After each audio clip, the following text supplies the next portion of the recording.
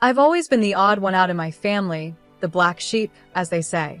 My name's Cheryl James. I'm 32 now, but for as long as I can remember, I've never really fit in. I grew up as the oldest child of two doctors, Isabella and Adam James. My parents were big shots, but none of that good stuff ever really came my way. All the attention and perks were reserved for my younger twin brothers, Scott and Charles. The moment those two were born, it was like I became invisible to my parents. At first, it was little things like them getting a bigger slice of cake or newer toys. But as we got older, it became worse and more obvious. I'll never forget my 12th birthday. I had been hinting for ages about this art set I saw in a shop window, not anything fancy, just a simple kit with some decent paints and brushes. When my birthday finally came, I was so excited to open my one present. But what did I find? A math workbook. By the time I hit my teenage years, the favoritism was right in my face. Family trips were always based on what the boys wanted. If Scott wanted to go skiing, we'd be off to the slopes. If Charles got into surfing, it was straight to the beach. My ideas were always dismissed or ignored. Then came the whole college application process, still a sore subject. At 18, I fell in love with art restoration. I spent hours at the local museum, asking the staff a million questions about how they repaired old artwork. When I mentioned studying art restoration in college, my mom acted like I'd said I wanted to run away and join the circus. Art restoration? She laughed. Cheryl, be serious. That's not a real job. Scott even chimed in with a smug grin. Yeah, Cheryl. Why don't you do something useful, like becoming a doctor? The look of pride on my parents' faces when Scott said that I'd never seen them look at me like that. Even though my family wasn't on my side, I was determined to follow my passion. When college acceptance letters started arriving, I was thrilled to see that I'd been awarded a scholarship for art restoration. I ran into the kitchen, waving the letter around, practically shouting, "Mom, Dad, I got a scholarship." My mom barely glanced up from her medical journal. That's nice, honey, she said. Did you hear the boys got perfect scores on their SATs?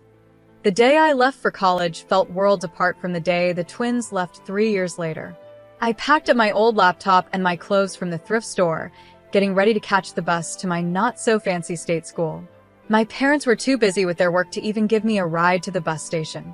But there was one person who always saw me for who I was, my grandma, Julie. She showed up that day, and just before I was about to leave, she pulled me aside. "Cheryl, sweetie," she said, slipping a small envelope into my hand. "I'm so proud of you. Don't ever forget that."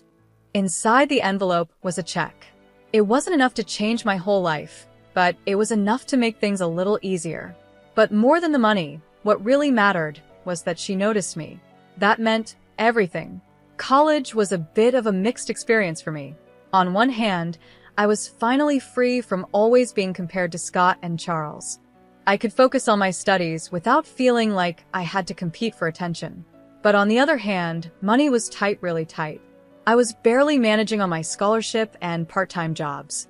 Meanwhile, I'd hear about all the fun things my brothers were doing through family calls and social media, fancy frat parties, spring break trips to crazy places, internships at big hospitals, all paid for by our parents, of course.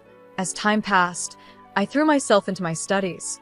Art restoration became more than just a job I wanted. It became my escape, my happy place. There was something so satisfying about bringing beauty back to old, forgotten pieces, about revealing the hidden potential under layers of dirt and damage. In my final year, I landed an internship at a small but respected museum. The work wasn't glamorous, it was mostly cleaning and organizing, but it was a step in the door, and I was thrilled. When I called home to share the good news, my mom's response was exactly what I expected, barely interested. "Oh, that's nice, dear," she said, sounding distracted. "Did you hear about Scott's research paper? It's going to be published in a major medical journal." I held back a sigh. "That's great, Mom. Listen, I was thinking of coming home for a weekend soon. Maybe we could." "Oh, I'm not sure that's a good idea," she cut me off quickly. "Your father and I will be really busy. We're helping the boys with their research papers, you understand, right?" As I hung up the phone, that familiar mix of anger and hurt started building in my chest again. But this time, There was something different, a small spark of defiance, of determination. I looked around my small dorm room, art books stacked on my desk and a half-finished restoration project taking up most of the floor. This was my world now, a world I had built on my own despite everything. Forget them, I muttered to the empty room. I don't need their approval. But even as I said it, deep down I knew it wasn't true. A small part of me still wanted my parents to notice me, still hoped that one day they would see who I really was. Graduation came and went without much attention from my family. My big day was celebrated with a quick dinner at a chain restaurant. So, Cheryl, what's next? Dad asked, barely looking up from his menu. I straightened up and tried to sound confident. I actually got a job offer from a museum in Los Angeles. Dad frowned. I don't know, Cheryl. Los Angeles is expensive. How much does this job pay? I felt my face get hot as I mumbled the not-so-great starting salary. The disappointment on their faces was hard to miss. The rest of the dinner was a blur of subtle criticism and more comparisons to Scott and Charles's academic success. As we were leaving the restaurant, Grandma Julie pulled me aside. Don't let them dim your light, my dear, she whispered, slipping another small envelope into my hand. Go to Los Angeles and chase your dreams. Inside the envelope was a check just enough to cover my first month's rent in the city. I hugged her tightly, trying not to cry. The next few years were a whirlwind. I threw myself into my work, slowly making a name for myself in the art restoration world. During this time, I met John. He was a struggling graphic designer with a kind smile and an infectious passion for his work. We clicked instantly over our shared love of art and our experiences as underdogs in our fields. After dating for a while, I decided it was time for John to meet my family. From the moment we sat down, it was clear my parents had other plans. They fired question after question at John, each one more intense than the last. So, John, Dad began, trying to sound casual but failing, what are your long-term career prospects? John shifted in his seat, clearly uncomfortable. Well, I'm building up my client base. It takes time, but I'm making progress. Mom jumped in. And your income? Is it enough to support a family? My face flushed with embarrassment. Mom, that's not, but John squeezed my hand under the table. It's okay, Cheryl, he said calmly. I'm not where I want to be financially yet, Dr. James, but I'm working hard to get there. The interrogation continued throughout dinner, and with each question, it was clear my parents weren't convinced. I could see John's confidence dropping and my own anger rising. As we were leaving, Mom pulled me aside. Cheryl, honey, I know you think you care about this boy, but you need to be realistic. You've already picked a tough career path. Don't make it harder by being with someone who has no future. Mom, I whispered, shocked at how blunt she was. Dad stepped in too. Your mother's right, Cheryl. You need to think about your future. John seems nice, but is he really good enough for you? You could do so much better. I stood there, speechless, as all the frustration I had bottled up for years nearly boiled over. How dare they judge John? How dare they dismiss my choices once again? As John and I started planning our wedding, reality hit us hard. Our savings were pretty small, barely enough for a simple ceremony. One night, after staring at budget spreadsheets for hours, I decided to ask my parents for help. Maybe they'd want to contribute. Mom, Dad, I began cautiously during our weekly call. John and I have set a date for the wedding. We're trying to keep costs low, but I was wondering if you might want to help out a little, maybe even just with the planning. The silence on the other end was long and uncomfortable. Finally, Mom spoke, her voice cold. Cheryl, you're an adult now. If you've chosen to marry this person, you need to handle the consequences yourself. I hung up, feeling awful but not really surprised. Once again, Grandma Julie stepped in to save the day. When I told her about the situation, she didn't hesitate. My dear, she said warmly over the phone, I may not be able to give you the wedding of your dreams, but I want to help make your day special. She sent some money, and while it wasn't much, it made a big difference in our plans. The wedding day came, and I had a mix of excitement and nerves. The community center we rented was simple, but looked lovely, decorated with wildflowers and fairy lights. Our close friends helped with everything, from the decorations to the homemade cake. As I walked down the makeshift aisle, John's face lit up with a smile that made all the struggles worth it. For a moment, I forgot about the money issues and my family's negativity, and I just soaked in the love in his eyes.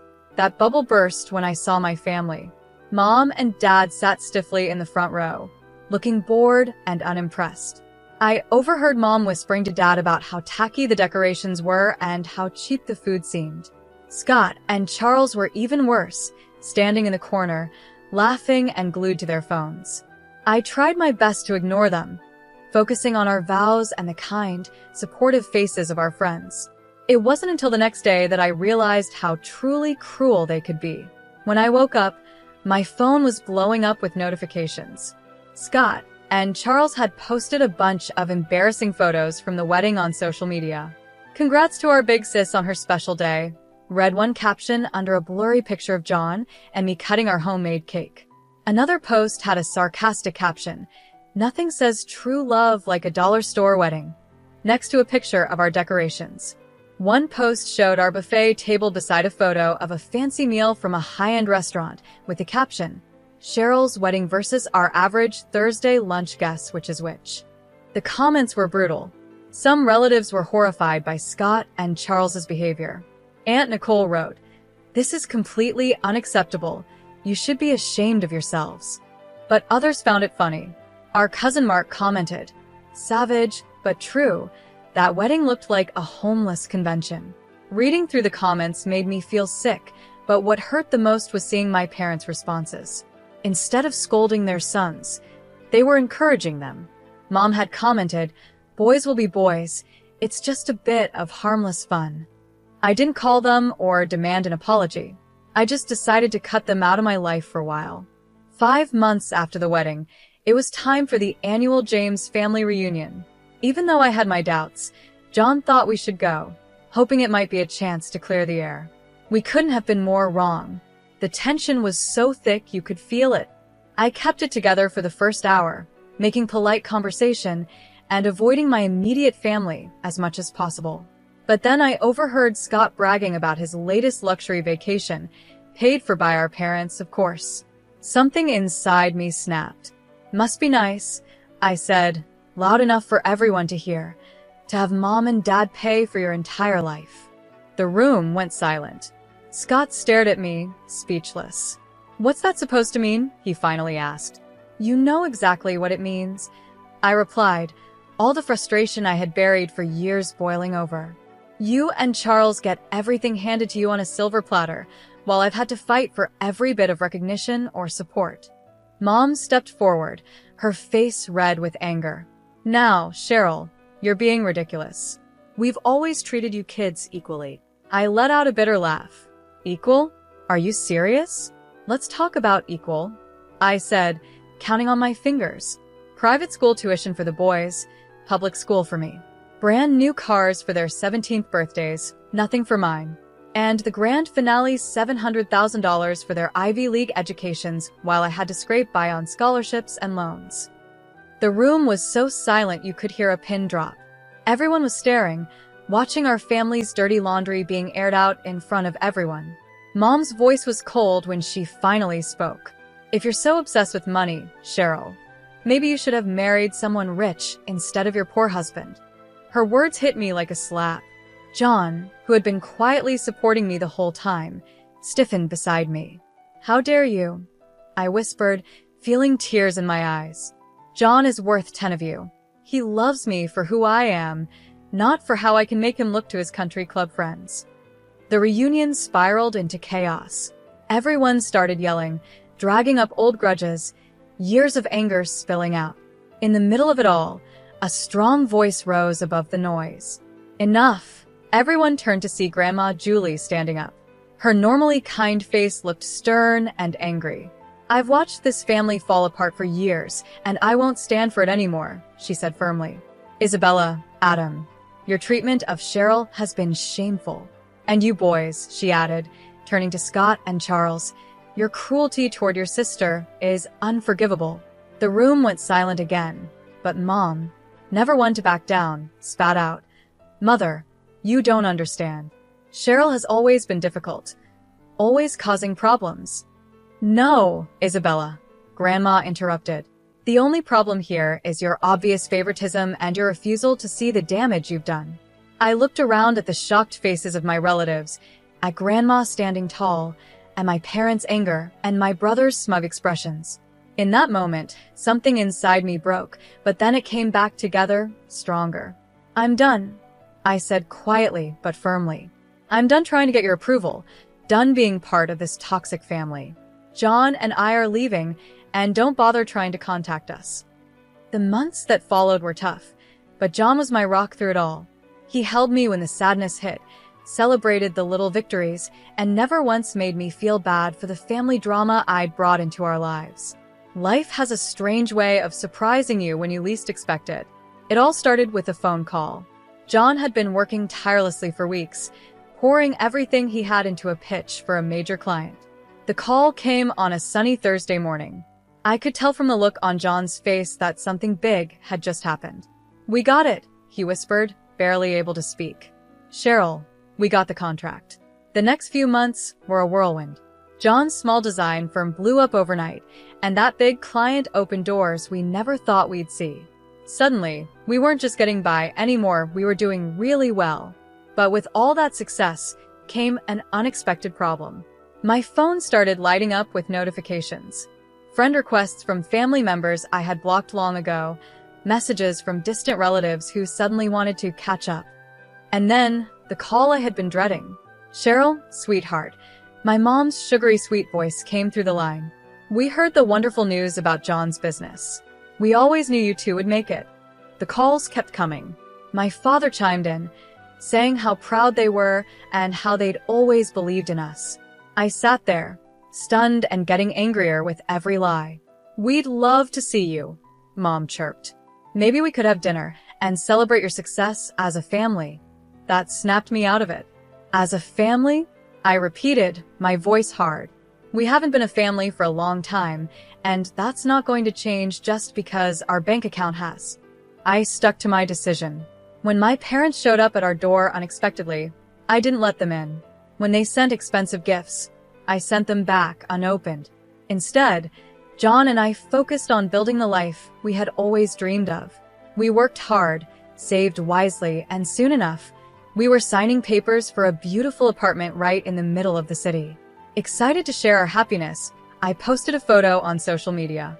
It was a simple shot, John and I, holding the keys, standing in front of our new home. Next to it was a picture from our most recent visit with Grandma Julie, her proud smile shining for the camera. I captioned it, "New beginnings and old love. Grateful for those who've been there through it all." As I hit post, I felt a weight lift off my shoulders. This was my family now, John, Grandma Julie, and the friends who had stuck with us through thick and thin. We had built this life ourselves, despite all the challenges, and despite the people who said we couldn't do it. The soft evening light poured through the windows of our new apartment as I worked in the kitchen, getting dinner ready for John and Grandma Julie. It was our first real family dinner in the new place, and I wanted everything to be perfect. Suddenly, there was a loud, aggressive pounding on the front door that shattered the peace. "Cheryl, open up. We know you're in there." My blood ran cold. I recognized those voices anywhere, Scott and Charles.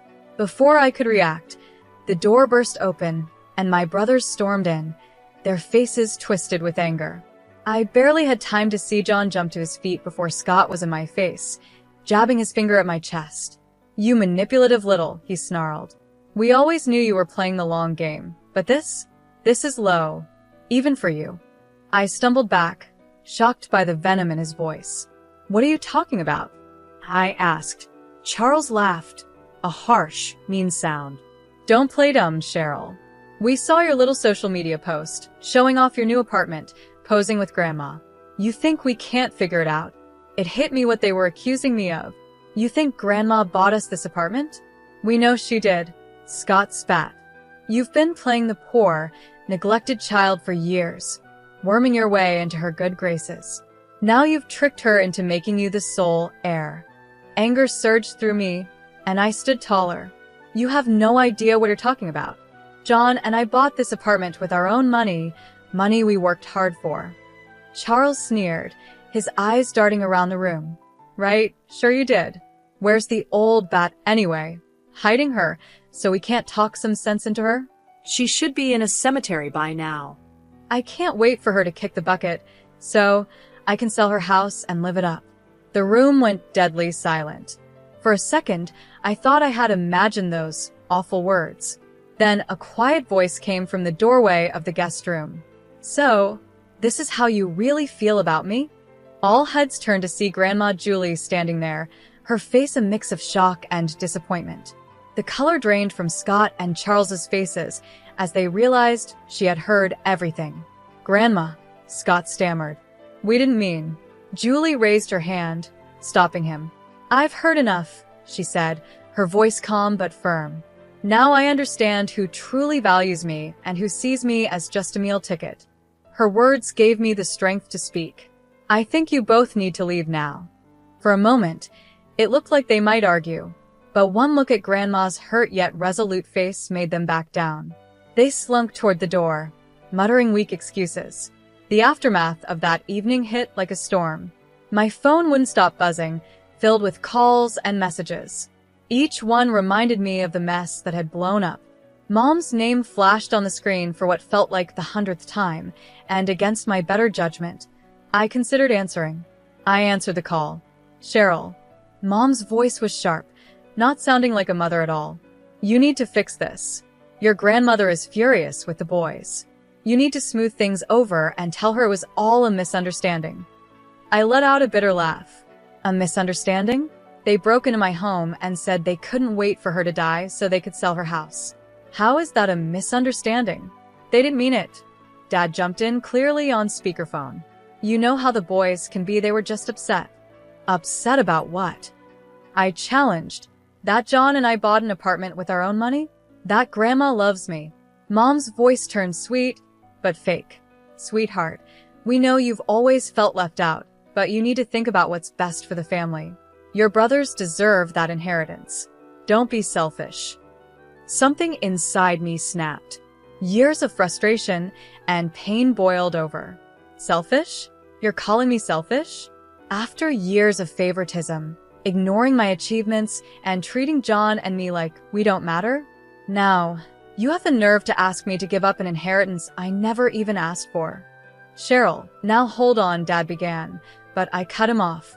No, I'm done. I'm done with the guilt trips, the manipulation, all of it. Don't call me, don't text me, and don't come to my door. We're through. Over the next few days, I blocked their numbers, along with Scott and Charles's. It was painful, like cutting off something rotten, but it was necessary for my healing to begin. As the dust settled, I found myself surrounded by a different kind of warmth.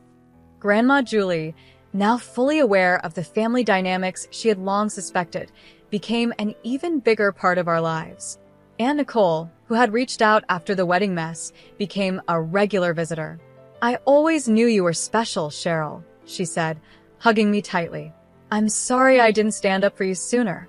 Other relatives, cousins, distant aunts, and uncles who had seen how my family mistreated me over the years sent messages of support. It felt like a veil had been lifted, allowing real relationships to grow where before there had only been obligation. John's family, bless them, surrounded me with unconditional love. His parents, who had watched from the sidelines as my own family tore me down, went out of their way to make me feel cherished. John and I poured ourselves into making our new apartment a home. Every piece of furniture, every photo on the wall was a symbol of the life we were building together, a life built on mutual respect, support, and love.